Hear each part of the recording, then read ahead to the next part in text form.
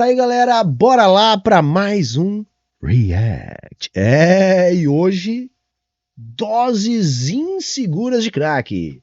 Vamos aqui consumir um dos vídeos do picareta maior da história, Thiago Braga. Sim, a gente já se ligou no método dele, né? Ele gosta de fazer citação e coisa assim. Tem alguns perfis lá no Twitter que já deram alguns exposed no cara. Basicamente, ele pinça citações dos livros que ele não lê, fora de contexto, para justificar o ponto dele.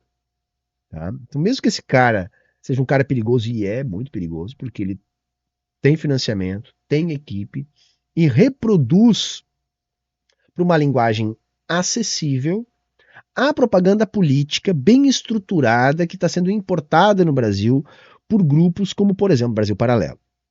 E esses grupos eles têm uma função, tá? Que é disputar o passado, tá? Para exercer trabalho ideológico no presente. Construir uma versão do passado que não precisa ter nenhuma conexão com a realidade, mas que atenda bem aos interesses reacionários dessa turma aí. Então, o que essa turma quer fazer ao apresentar a falsificação histórica que eles apresentam é dar argumentos que justifiquem os preconceitos dos reacionários. Então é para justificar conservadorismo e todo o resto que vem junto, né? Machismo, LGBTfobia, né? Eurocentrismo, né? Racismo, tudo isso que, quando o capitalismo não está em tempos fascistas, as pessoas tentam esconder, né? Em momentos fascistas, como que a gente está vivendo, de conjuntura global, as pessoas buscam argumentos para poder se orgulhar. O que o canal Impérios AD, do Thiago Braga, faz é fornecer argumentos para que esses fascistas possam ter orgulhos dos seus preconceitos. Como? Construindo uma narrativa mentirosa da história, né, que sirva a esse interesse de viés de confirmação dessa turma. Então, esse é o modus operandi, tá, dessa turma aí, e o Thiago Braga é um bom exemplo disso. Então, como eu não gosto aqui de clickbait, a gente já segura e manda logo aqui a real para não ficar guardando para depois. Agora vamos ver, ele vai falar aqui do Brasil Império, pelo menos esse é o título do vídeo que a gente vai reagir. Então, sem mais enrolação, bora pro vídeo. O que será que é mais triste para um brasileiro do século XXI? Saber que o Brasil já foi um império rico, poderoso, influente, elogiado no mundo todo, ou saber que tem muito brasileiro que nem sabe disso? A verdade é que Primeira informação já é falsa, tá? Já é falsa. O Brasil nunca foi rico, influente, admirado no mundo todo, tá? O Brasil sempre teve a sua posição, nem superior nem inferior, tá? Dentro dessa hierarquia. Porém, sempre foi tratado, tá, como uma ex-colônia, como um fornecedor de matéria-prima, enfim, nunca disputou, tá, entre os países centrais a liderança política. Jamais. Tá? É falso isso. Ele já começa com uma mentira. há muito mais na nossa história do que nos conta. Então vamos voltar 14 anos do nascimento do Império e ver detalhes interessantíssimos dessa nossa história. E eu vou fazer isso em 1 minuto e meio só. Então vamos nessa. Napoleão conquista a Europa, mas ainda faltava Portugal e a Inglaterra. Antes que ele pudesse colocar as mãos no rei Dom João VI, que ainda não era rei, mas regente devido à loucura da sua mãe, ele prepara uma armada e parte rumo ao Brasil. Enquanto houvesse rei, ainda haveria esperança para Portugal. Napoleão fica a ver navios, daí a expressão ficar a ver navios, embora ninguém mais fale isso. E em 1808, a família real chega no Brasil. Agora Portugal é Brasil e Brasil é Portugal. Até bem isso aí, isso aí. Então, o Dom João veio para cá corrido, fugido, para atender a interesses ingleses. Que lá em Portugal tinha quem achava melhor, entre parte dos nobres, enfim, dos proprietários portugueses, que achava melhor se associar ao Napoleão. Tinha gente que achava isso. Mas aqueles mais ligados aos negócios com a Inglaterra acabaram atendendo os interesses ingleses. Dom João VI foge para o Brasil, com o rabo entre as pernas, meio apressadamente, escoltado pela esquadra inglesa, que era a mais forte da época, para defender interesses ingleses. Ele chega aqui, a primeira coisa que ele faz é abrir os portos brasileiros para as nações amigas. Só que a única nação amiga de Portugal naquela época era a Inglaterra, justamente que o resto tudo estava sob domínio francês, que era inimigo de Portugal. Então, quando o Dom João chega no Brasil com o príncipe regente, tá certo que ele falou, a mãe dele era a Rainha Louca, né? E quando ele chega aqui, a primeira coisa que ele faz é abrir os portos brasileiros para navios ingleses. Resumindo, é isso. Deixando bem claro que ele veio para cá para atender interesses ingleses, porque além de tudo, ele era um covarde. O nome ficou profissional. Reino Unido de Portugal, Brasil e Algarve. Sim. Depois, demorou um tempo até ter esse nome aí, mas sim, o Brasil foi promovido a Reino Unido, tá? E eu sempre dou destaque, Brasil, Portugal e Algarves. Como o rei estava aqui, a capital do reino era aqui, né? O Brasil vinha primeiro. Agora o Brasil era a sede de um poderoso reino transatlântico. A família real O Brasil era a sede do Império Português. Tudo de moderno para o Brasil. A imprensa, o primeiro banco, a primeira universidade, a biblioteca real. Tudo isso eles trouxeram para quê? Para atender a corte portuguesa que veio para cá. Sabe? Eles desembarcaram no Rio de Janeiro, gente. As melhores casas eles roubaram. Roubaram, na cara dura. Eles chegaram, pregaram um dizer na porta escrito PR, que era propriedade real ou príncipe regente. E na época as pessoas diziam que aquilo significava ponha-se pra rua. Que eles tomaram. Depois eles fazem uma urbanização, então vai ter biblioteca, vai ter banco, vai ter praça, vai ter pavimentação. Pra quê? Pra abrigar a corte. Porque eles achavam, a corte portuguesa achava que isso aqui era o quinto dos infernos. Tá? Aliás, era assim que Carlota Joaquina se referia ao Brasil. Isso aqui é o quinto dos infernos. Os portugueses tinham horror disso aqui. Mas eles vieram fugidos. Fugidos. Tá? E eles fazem isso sim. Mas não é num sentido de modernizar o Brasil. Não, era de ter coisas que eles precisavam, que era do uso deles. Eles não construíram uma praça para o povo. Eles construíram uma praça para o passo do império. Tá? Eles roubaram as melhores casas. Eles trouxeram, fundaram o primeiro banco, por quê? Porque eles tinham que ter aonde botar o dinheiro deles. Tá? Começou assim. Os portos brasileiros agora faziam seu próprio comércio. As verdadeiras bases intelectuais, políticas, culturais e econômicas... Tipo assim, olha que cara é mentiroso. Olha, os brasileiros faziam seu próprio comércio. Cacete, vai mentir pra puta que eu pariu, tchê. Entendeu? A diferença é que antes você estava submetido a um pacto colonial, então era só Portugal, e agora era só Inglaterra. Só Inglaterra, tá, gente? Resumindo, era isso. Foram lançadas e muito bem fundadas, preparando o Brasil para a ascensão que viria a seguir. Mas os portugueses, quebrados e revoltados com essa mudança e o abandono, iniciam a revolta do Porto de 1820, que em pouco tempo, aliás, já atinge Lisboa e até o país inteiro. O rei tinha que voltar para Portugal. É isso, porque é o seguinte, o rei estava cá porque estava fugido. Quando Napoleão é derrotado, não tinha mais por que o rei continuar aqui. E aí vai surgir uma situação política que é o seguinte, Portugal exigia o retorno do rei. A elite econômica brasileira exigia a permanência do rei. Então, houve um impasse. Se o rei ficasse, ele perdia Portugal. Tá? Se ele fosse, ele perdia o Brasil. Esse foi o impasse, gente, tá? Que a Revolução do Porto impôs. Tá? Pro Dom João. As notícias da revolta chegam ao Brasil, que também começa a se dividir entre os dois.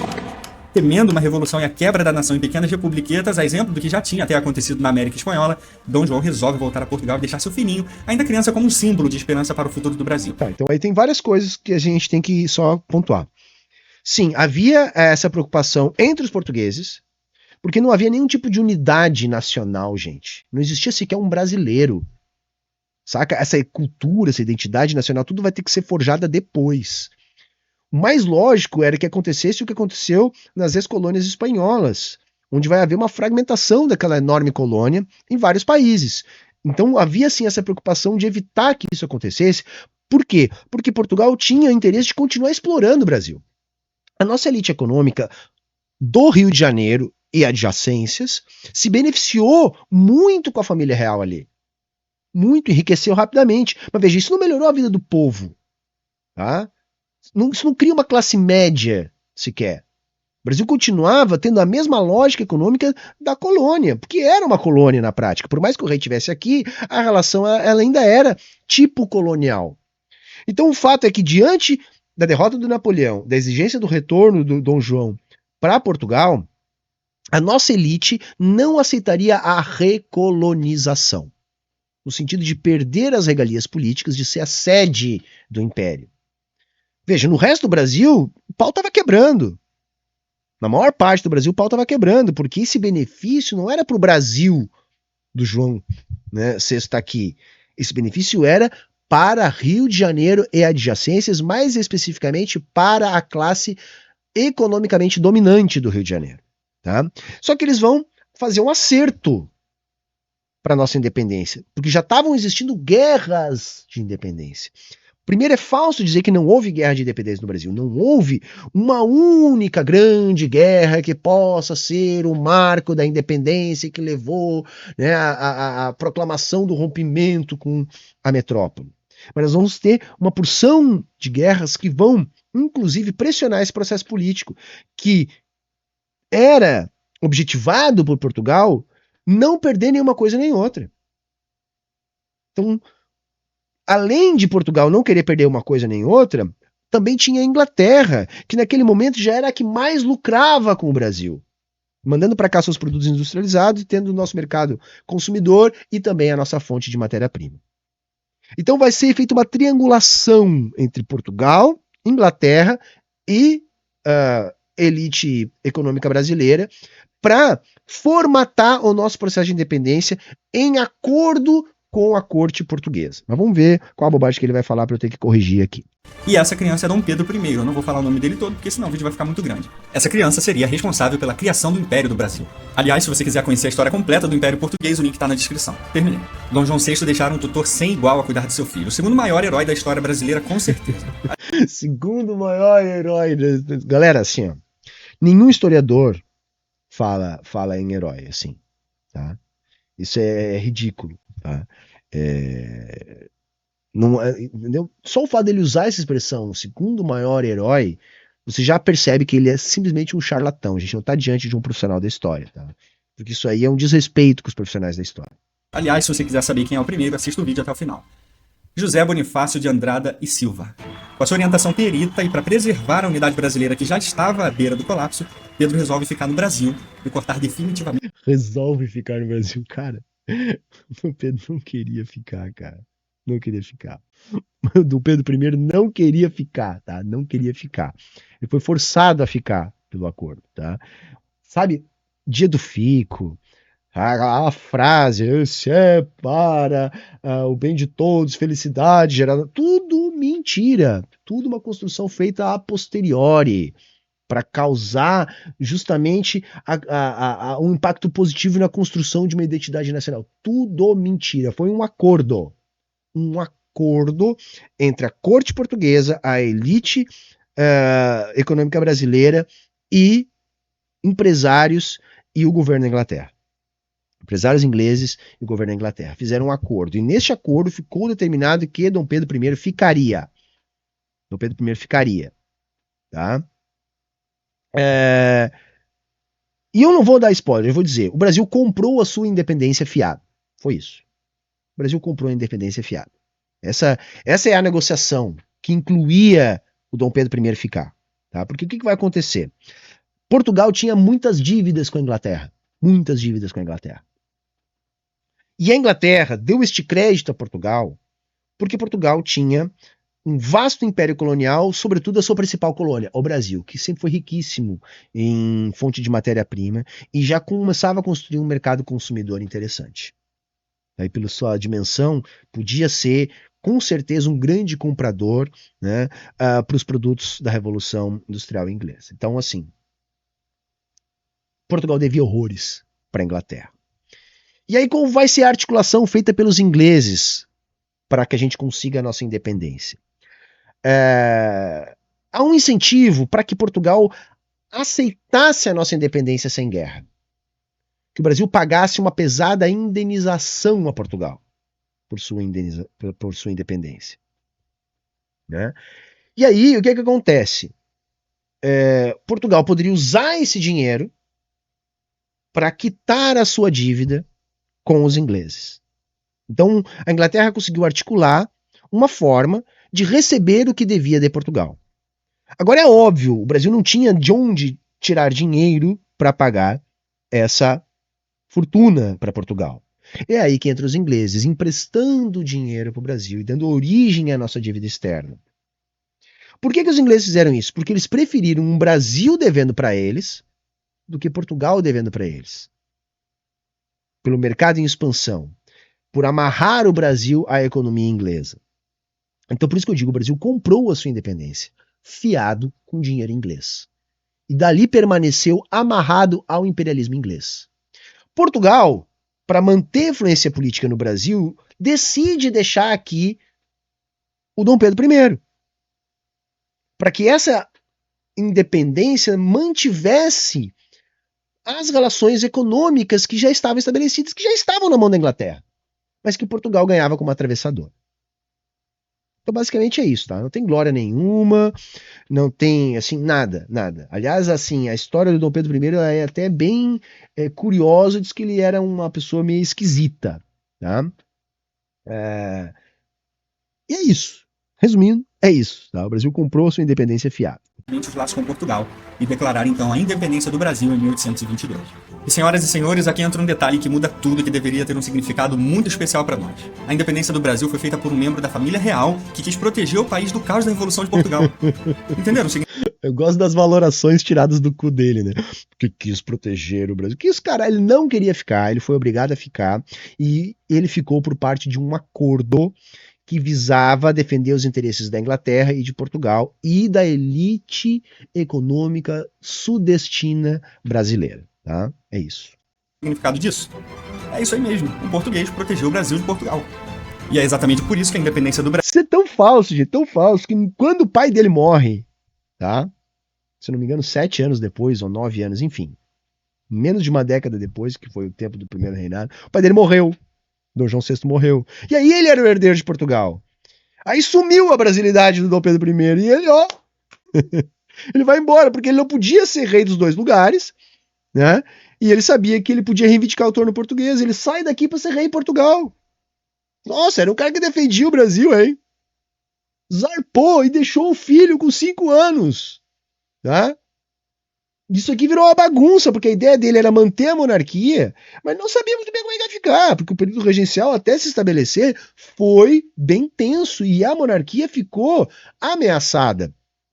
Só foi mantida porque a elite econômica sudestina, né, ligada ao Rio de Janeiro na época, ganha a queda de braço com os liberais que queriam a federalização.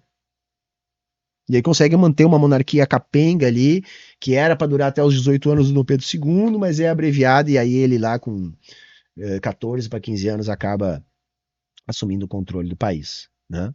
Vai governar, se não me engano, 49 anos depois como rei. Que também não fazia nada, porque já estava na mão da nossa elite, né? Diziam que o Brasil tinha que ficar em silêncio para não acordar o rei que estava governando. Esse foi Dom Pedro II, tá? Mas falava javanês, lutava esgrima, consumia peças de teatro e bons cafés, consumia alta literatura. Esse era o Dom Pedro II, mas não fazia porra nenhuma, né? Tinha lá um gabinete que governava, que eram os próprios burgueses da época que escolhiam, e esse foi o governo durante o segundo reinado. O primeiro reinado foi breve, e na primeira oportunidade, o Dom Pedro I pica a mula e vai embora. E vai lá para virar rei em Portugal. O Brasil foi muito menos dolorosa e sangrenta que a independência dos outros países da América do Sul, que aliás foi uma carnificina em larga escala. Por isso Pedro I é imediatamente coroado imperador do Brasil, e com ele começa o primeiro reinado dessa nova potência mundial. Nova potência mundial. Agora o país era independente, tinha um imperador, só que estava dividido também entre patriotas e portugueses insatisfeitos com a decisão de Pedro. Para conter essas... Tinha gente que queria que o Pedro ficasse, tá? Mas nem todo mundo queria manutenção, nem todo mundo queria o estabelecimento, tá, de uma monarquia. Revoltas por todo o país, Dom Pedro I começa o fortalecimento do exército, em especial a marinha, que já estava enfraquecida. Exército não tinha, exército vai ser bem depois, tá? O que vai surgir primeiro vai ser a Guarda Nacional, tá? Mas basicamente era a marinha. Na época. Depois de muitas batalhas sangrentas, como as batalhas de Pirajá e o cerco de Montevidéu, por exemplo, as revoltas são controladas por volta de 1825. Milhares de pessoas perderam suas vidas nesse processo. Teve um monte de história que ele tá pulando, mas ok, até eu não vou crucificar o cara por causa da dinâmica do vídeo, tem toda a questão da Cisplatina, aqui no sul, que no início era parte do Império Brasileiro e que na verdade é o Uruguai, etc. Enfim, mas bora lá. Mesmo depois de tantas conquistas importantes, Pedro I começa a sua série de cagadas. Um pulador de cerca profissional, ele começa a se envolver em um monte de escândalos, em especial com Domitila, que foi nomeada Marquesa de Santos por ele próprio, mesmo tendo uma fiel e sábia esposa ao seu lado, a Dona Leopoldina. Sua força política começa a enfraquecer naturalmente, embora sob Mas não tem nada a ver com isso, até porque esse tipo de comportamento na corte era normal em todas as cortes, tá? Mas ele se enfraquece politicamente mesmo, tá? Por quê? Porque o Brasil era um país que estava perdendo o bonde do desenvolvimento.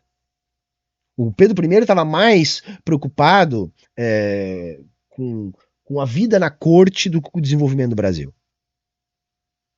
E aí você tinha elites econômicas de fora do Rio de Janeiro que começavam a exigir maior autonomia, que vai entrar naquilo que há pouco tempo atrás eu estava falando, que vai ser a tônica ali do Império e do início da República, aquela disputa entre aqueles centralizadores que queriam concentrar o poder político no Sudeste e aqueles que queriam maior autonomia para as províncias. E essa disputa começa ainda nessa época do Império. Antes avisos de Bonifácio. Ele chega até a dissolver uma Assembleia Constituinte que foi liderada pelo próprio Bonifácio e que queria organizar a nova política. Mas apesar disso tudo... Ele outorgou a Constituição, tá? E dizem que foi um troço bem violento mesmo, tipo, botou os canhões na rua. Tá? É isso, tá? Foi nem um pouco sutil, não. E aí foi lá e entregou uma Constituição completamente atrasada em relação ao resto do mundo. Por que eu digo atrasada? Porque a grande discussão política da época era a divisão dos poderes. Né? Era a Constituição do que hoje se chama de Estado Democrático de Direito. Aí o Dom Pedro, vendo a Constituinte, que estava acontecendo, ele percebeu que a Constituição ela vinha para criar no Brasil uma monarquia parlamentarista, onde o imperador teria o seu poder altamente restringido. E ele não aceita porque ele era um autoritário. Então ele acaba com a porra toda, outorga a Constituição, ou seja, ele entrega ela pronta, assina embaixo, diz: é isso aqui, engulam, tá? E cria uma Constituição que era um código de uma monarquia absolutista, disfarçada de monarquia liberal, constitucional, né, com divisão dos poderes. Mas todo mundo já ouviu essa história. Ele cria lá o poder moderador, que era o poder de influenciar todos os outros poderes, de mandar nos outros poderes, de montar o gabinete, né, e indicar o ministro administrador. Na prática, é isso que o Dom Pedro fez, entregou ali o código de uma monarquia absolutista numa época que as monarquias absolutistas estavam caindo uma a uma. Entendeu? Por isso que eu digo, esses caras eles falsificam a história, gente. Porque qual é o entendimento pacificado entre os historiadores? Naquele momento, né, o que era a vanguarda? Era se transformar numa república, era a divisão dos poderes. Não, o Brasil se transformou num império, numa monarquia absolutista, que era justamente aquilo que estava acabando no mundo. E o Brasil surgia assim. Então, o Brasil não era uma potência que nascia. O Brasil nascia como um país atrasado politicamente ao que era a vanguarda. Tá entendendo o tamanho da mentira do cara? É nesse nível. A Constituição do Império é feita em 1824 com fortes aspectos liberais e moderadores. Só que com a Guerra da Cisplatina, o Uruguai conquista a independência do Brasil e o reinado de Pedro I entra em colapso. Sem nenhum tipo de apoio político, ele decide renunciar e retornar a Portugal em 1831. E lá... O apoio político foi porque é o seguinte, era uma guerra que não era para o Brasil se envolver, porque assim, na Cisplatina não se falava português. Não havia como construir uma identidade cultural no curto ou médio prazo, tendo um estado do Império, né, uma das províncias que sequer fala o idioma do resto do Império. Foi fundada e colonizada por portugueses. Tu tinha lá a colônia de Sacramento, fundada por Portugal, que sempre foi um imbróglio ali e que viveu trocando de mãos, enfim, até ser entregue para a Espanha. E foi uma guerra que o Brasil não tinha efetivo, não tinha dinheiro, não tinha armamento, não tinha por que entrar, era uma guerra perdida. E o Dom Pedro, para não assumir que ia perder parte do seu império, ele decidiu travar, mesmo contra a elite econômica brasileira, que dizia, deixa, entrega essa merda, tchê. E aí ele se envolve, se endivida e perde. Bom, aí então aquilo que já estava ruim ficou pior ainda, mas não foi só por causa da Guerra da Cisplatina. Volta a agir como verdadeiro imperador e monarca. Ele decide enfrentar o seu irmão, que já havia tomado o poder, e consegue uma vitória decisiva na guerra civil mais sangrenta da história de Portugal, restaurando a monarquia. Porque é isso, o que ele pulou aí é isso. Ele vai embora para lá, porque estava em crise aqui, e o Dom João morreu. Aí pensou, tá uma merda aqui, tá uma batata quente enorme na minha mão. Porra, lá do outro lado eu posso reivindicar o trono, eu sou o primogênito. Ele picou a mula e foi para lá, e foi virar rei em Portugal. Através de sua filha Maria II. Mas antes de Pedro I falecer, ele deixa seu filho sob os cuidados de ninguém menos que José Bonifácio. Pedro II ainda era uma criança, então ele não podia assumir o trono. 5 aninhos, tá? 5 aninhos, né? Gente boa o Pedro I, hein? Enquanto isso, os liberais assumem o poder e começam a designar presidentes de província, estimulando ainda mais a ruptura com o Império. Em várias partes do Brasil começam a surgir movimentos separatistas, como a República Juliana, a República Rio-Grandense e a República Baiense, ocasionando guerras civis em várias partes do país. Os liberais acabam saindo do poder e os conservadores voltam. Isso aí, essa tônica de conflitos é aquilo que eu estava explicando, essa disputa entre aqueles que queriam centralizar o poder no Rio e outros que queriam autonomia para as províncias. Tá? Na verdade, são disputas entre elites econômicas, a mais ligada ao Sudeste e as elites econômicas locais do resto do Brasil. Com o Império começando então a se quebrar, tanto os liberais quanto os conservadores concordam que Pedro precisava ser emancipado. Esse ato ficou conhecido como golpe da maioridade, e que é em verdade uma mentira, uma falsidade descarada. O povo aprova, o Congresso aprova e o próprio Pedro aprova. Pedro II então se torna... Não, o problema não é aprovar, ele foi chamado de golpe, porque o que é um golpe de Estado, tá, gente? É quando a transição de poder acontece à revelia da lei vigente. E a lei vigente dizia que para ser coroado o rei no Brasil tinha que ter 18 anos. Então Pedro não tinha. Ele tinha 15 quando ele é coroado. Então isso que é chamado de golpe, é por causa da idade dele, porque a coisa estava tão tensa que o Brasil estava com risco de se esfacelar, que eles pensaram o seguinte, nossa, se o imperador de direito for o rei, nós vamos ter mais unidade política. Então eles antecipam a coroação do Dom Pedro. Por isso que é chamado de golpe. Mas o povo estava cagando, vou dizer uma coisa para vocês, gente. Na maior parte das províncias do Brasil, sequer eles sabiam que o Brasil já não pertencia mais a Portugal. Tinha se passado mais de 50 anos da independência, e fora do Sudeste, boa parte do Brasil sequer sabia quem era o rei. Então, se tem uma coisa que não estava nessa jogada aí, nesse cálculo, era o povo. Tá? O povo não estava nessa jogada aí. Isso foi uma coisa acordada entre parte das elites, sobretudo as ligadas ao Sudeste e à nobreza. Imperador do Brasil com 15 anos em 1840. E aqui começa o segundo e mais brilhante reinado da nossa história. E para colocar um pouco de juízo na cabeça de Pedrinho II, eles logo providenciam uma esposa para ele, a princesa Teresa Cristina, lá da Sicília. Desse lindo casamento nasce a mulher mais amada da história do Brasil, a princesa Isabel. Agora o Brasil... Mulher mais amada da história do Brasil. Desculpa, galera, assim, ó. Não dá pra rir, cara, entendeu? Pra você ter uma ideia, a princesa Isabel assinou a Lei Áurea, né? E o movimento negro sequer a homenageia, sequer reivindica a data, sequer entende isso como algo feito, né, pela liberdade, né, dos até então escravizados. Por isso que o Dia da Consciência Negra é o dia atribuído à morte de Zumbi dos Palmares, porque todo mundo sabe, que não é um picareta, que nem esse cara aí, que a forma como foi feita a abolição no Brasil não foi para beneficiar os negros escravizados, foi para beneficiar os brancos. Foi para isso que foi feito. Tá? Porque ninguém foi indenizado, porque não houve um processo de substituição que incorporasse um negro como força de trabalho no Brasil, porque o negro não podia ter terra, porque o negro não tinha direitos civis iguais ao dos brancos, na forma como foi feito, além de ter sido um processo longuíssimo, que ao passo que eles iam libertando alguns escravos, eles iam substituindo a mão de obra escrava em alguns lugares por mão de obra imigrante, sobrando para o ex-escravo a mendicância. O trabalho, o subtrabalho urbano, a favelização do Rio de Janeiro, porque era o único lugar que se permitia um ex-escravo construir uma casa, era na encosta de um morro, porque em outros lugares eles não podiam. Tudo isso é a obra finalizada pela Princesa Isabel, porque também não é a obra dela, né? Volta a funcionar e está em paz, mas só o Sul continuava fazendo barulho com a Revolução Farroupilha. E aí o gênio Duque de Caxias resolve a situação com diplomacia e acaba... O cara é um carniceiro, o Duque de Caxias é um carniceiro. Toda a carnificina, toda a borrachada e espadada no lombo do povo dessa época tinha o dedo desse carniceiro, tá? É isso, tá?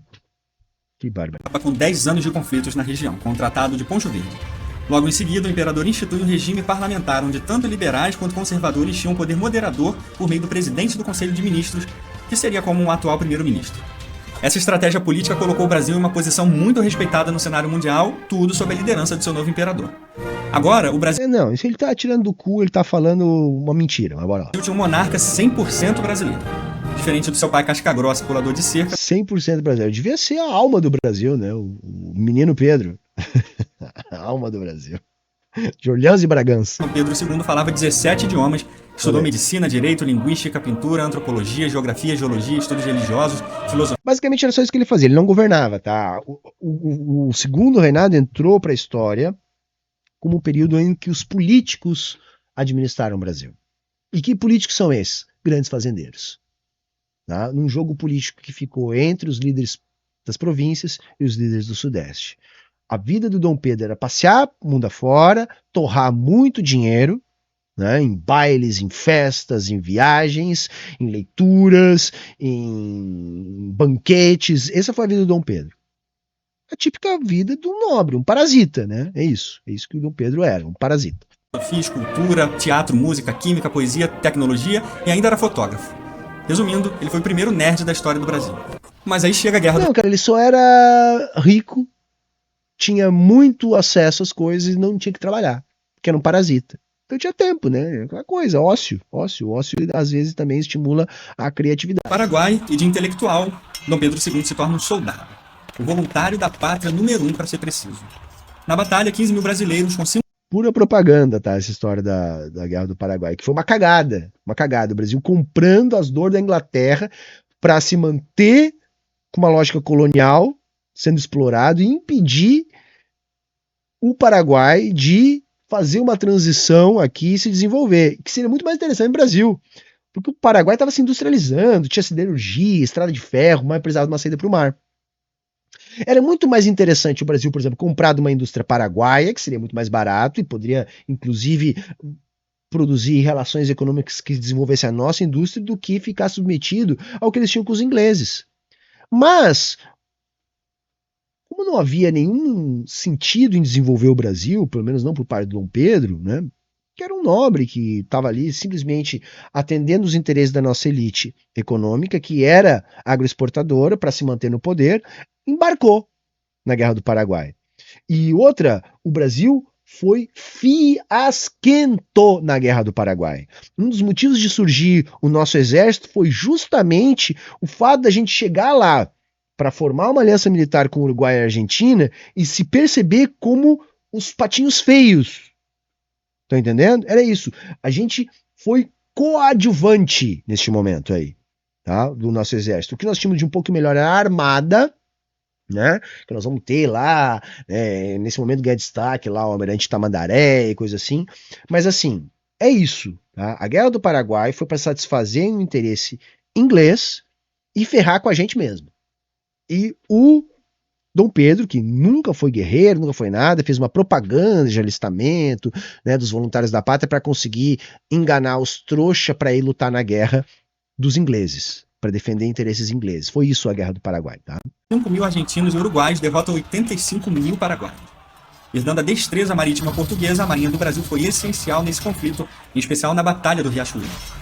Por fim, o ditador paraguaio Solano Lopes é morto na batalha pelo calmo e bom... Ditador paraguaio. O cara, assim, o Paraguai, ele era tão mais desenvolvido que o Uruguai, Brasil e Argentina na época, que enfrentou os três sozinhos. E essa aliança ainda teve apoio logístico e financiamento e de treinamento dos ingleses. Eles tiveram que juntar Brasil, Uruguai e Argentina para conseguir derrotar o Paraguai, que despontava como uma potência na época, com estrada de ferro, com siderurgia, com indústria nascente. E não bastava derrotar o Paraguai, tinha que dizimar o Paraguai para impedir que o Paraguai se reerguesse.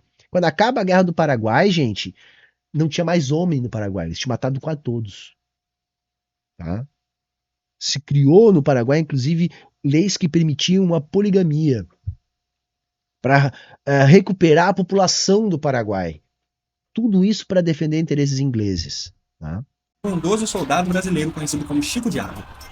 A guerra termina com metade da população paraguaia morta, sendo considerada a guerra mais sangrenta da história da América do Sul. E os brasileiros finalmente criam um senso de identidade nacional após essa guerra.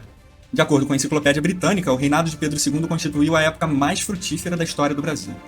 O prestígio e o progresso da nação se deu principalmente pelo reinado esclarecido do Enciclopédia Britânica, cara, um documento cagado de positivismo, história dos vencedores, história palaciana, se você quiser. É isso, ele saca algumas coisas assim, fora de contexto, apenas para que ele possa utilizar como viés de confirmação para as mentiras que ele conta. Imperador, que sempre foi simples, modesto e democrático também. Além disso, o investimento privado começa a crescer muito sob a figura de Barão de Mauá, o maior empresário da história do país. Que, inclusive, brigava o tempo todo com o Dom Pedro II. Brigava o tempo todo com o Dom Pedro II. Foi boicotado pelo Império de tudo quanto foi jeito. Tá? E eu nem gosto do Barão de Mauá, não tô aqui pra puxar o saco dele, mas assim, esses caras mentem compulsivamente, gente. Isso começa a ser uma mistura aí de um governo imperial sólido e aberto ao mesmo tempo à iniciativa privada. Estradas começam a ser criadas, vastíssimas linhas ferroviárias, linhas telegráficas nas principais... O mundo todo passava por esse processo. O Brasil perdeu o bonde da história, foi neste processo. Sabe? O Brasil foi ficando longe dos mais desenvolvidos, porque tudo foi mais devagar aqui.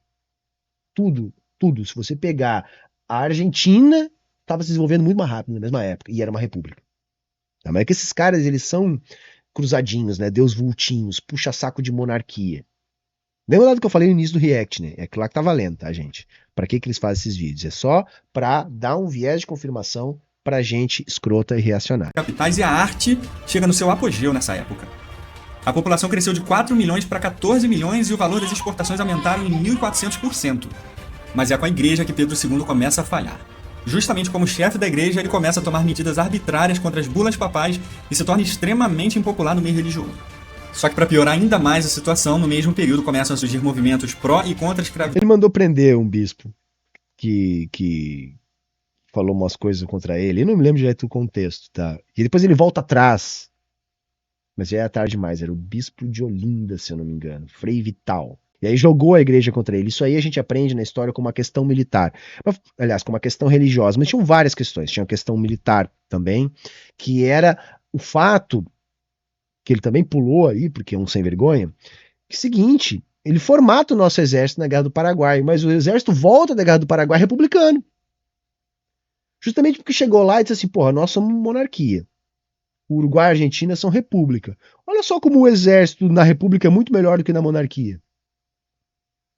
Então eles voltam, né, republicanos, é isso que a gente chama de questão militar. A questão religiosa envolvia essa questão, porque o Brasil era um padroado, tá, gente? Herança portuguesa.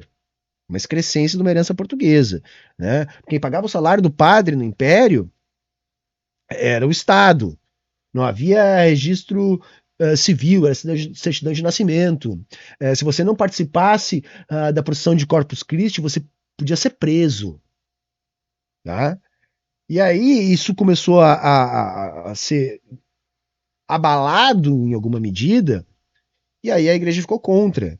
E isso é o que o Thiago Braga aqui está chamando de vacilar com a igreja, errar com a igreja. Sim, porque ele queria isso, então. Ele queria um Estado que tinha uma religião oficial, que era um padroado, que todo mundo era obrigado a ser católico, né?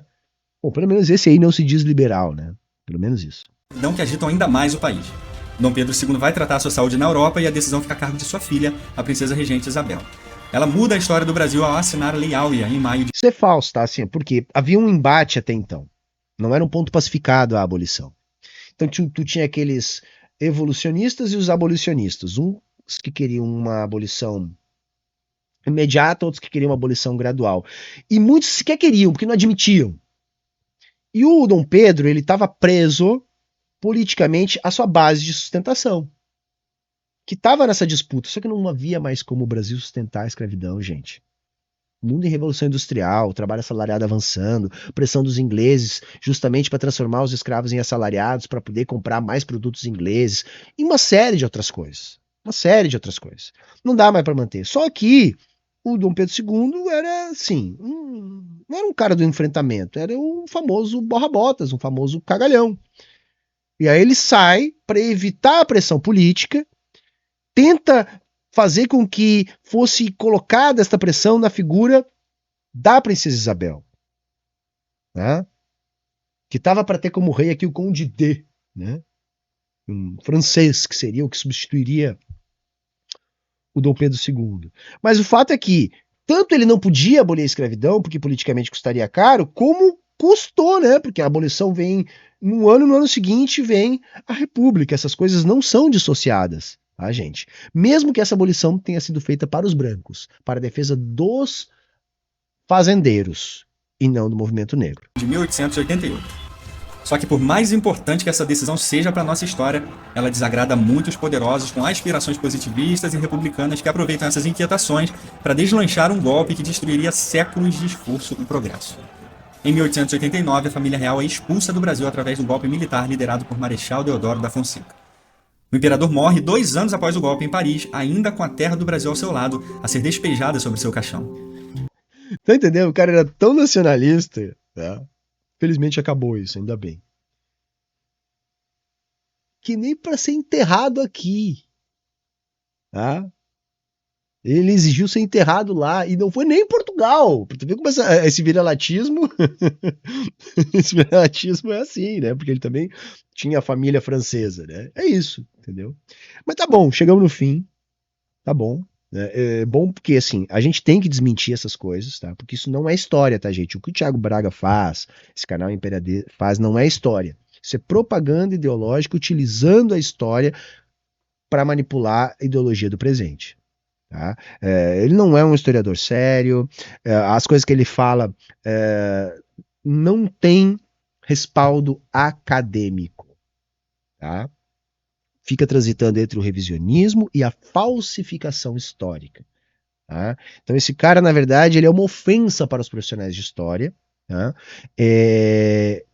Pela maneira como ele apresenta uma versão absolutamente sem sentido da história, a fim apenas de reforçar preconceitos, estereótipos e assim alimentar o capim reacionário de uma turma que quer argumentos que justifiquem os seus preconceitos. É isso que ele faz, ele é um justificador de preconceitos. Esse é o trabalho do Thiago Braga na internet. Beleza, gente? Se você chegou aqui até o final, por favor, dê uma moral pra nós, deixa um like, comenta alguma coisa aqui embaixo, te inscreve no canal e, se puder, colabora para a manutenção da nossa programação, porque a gente não tem milhões para fazer superprodução, botar gente a trabalhar pra gente, fazer roteiro, para poder falsificar a história, que nem, por exemplo, faz o Thiago Braga, tá? Então a gente precisa aqui de crowdfunding para continuar trabalhando aqui da nossa maneira humilde. Beleza? Tchau, tchau e até a próxima, galera.